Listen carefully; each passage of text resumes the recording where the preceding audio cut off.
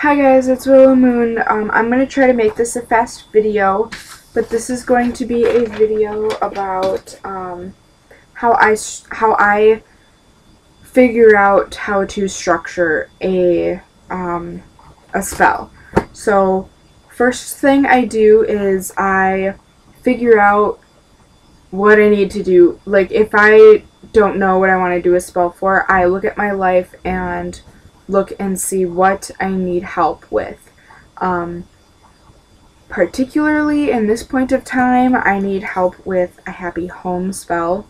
There's a lot of tension in our house at the moment, so I am going to try to help by doing a spell. So I'm not going to do it tonight. I will post a video of me actually doing this spell. Hopefully, if I remember.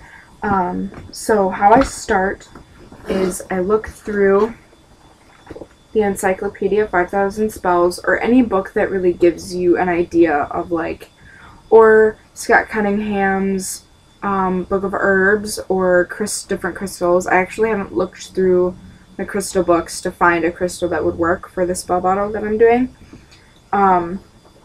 But 5,000 Spells, I looked at the Happy Home section and found all the herbs that you would need for different types of it, and then I kind of read more into that specific spell for each herb, so I know why they used the herbs that they did. And then I go online. You can't really see, but I am on a Spell a Day website.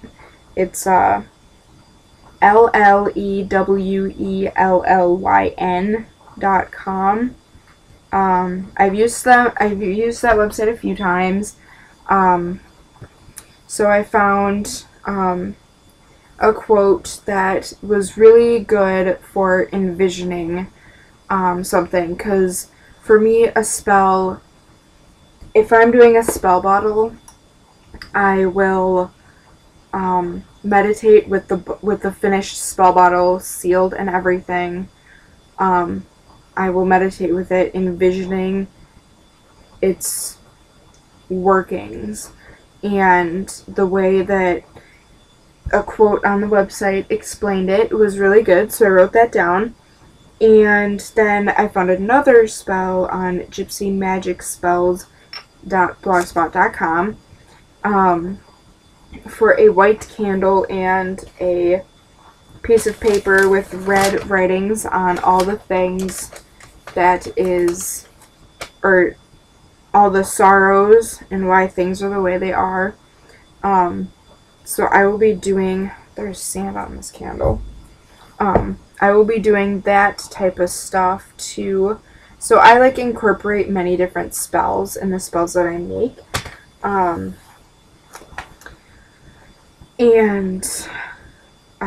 will be looking, I won't necessarily be looking for, but I will be writing the actual sang part of the spell as soon as I get everything kind of situated and I kind of know what I want to say.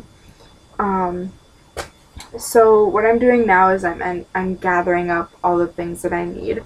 So all the herbs that I have looked at, I need dragon's blood, basil, flaxseed, lavender buds, and 3 basil leaves to represent, or basil leaves to represent how many people are in the home. There's 3 here, so I'm using 3. I don't have dragon's blood resin, so I'm using dragon's blood. I'm using a dragon's blood incense cone instead. So that's going to be my smoke, envisioning taking away the negativity. I will be using the white candle for, I hold the white candle in my hand and envision the sorrows and why things are the way they are in the home. And then I will write all of that down and fold it into 3s and burn it.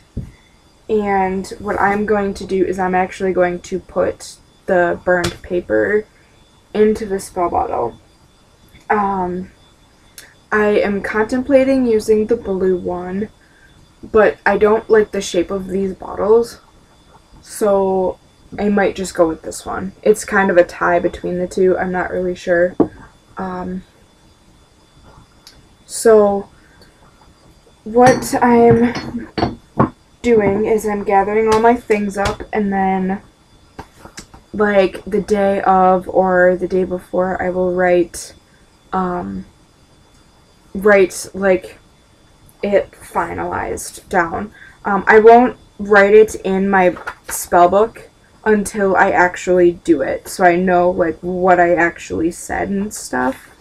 For like this one that I wrote down, the Love and Harmony spell bottle, I actually read the date when I did this spell.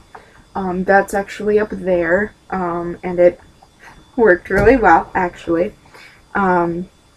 So, yeah, all I have to do at this point is find the crystals I need to put in the bottle, and I have what I need to create my own spell. Once you find, like, the elements that you really need and the, like, creative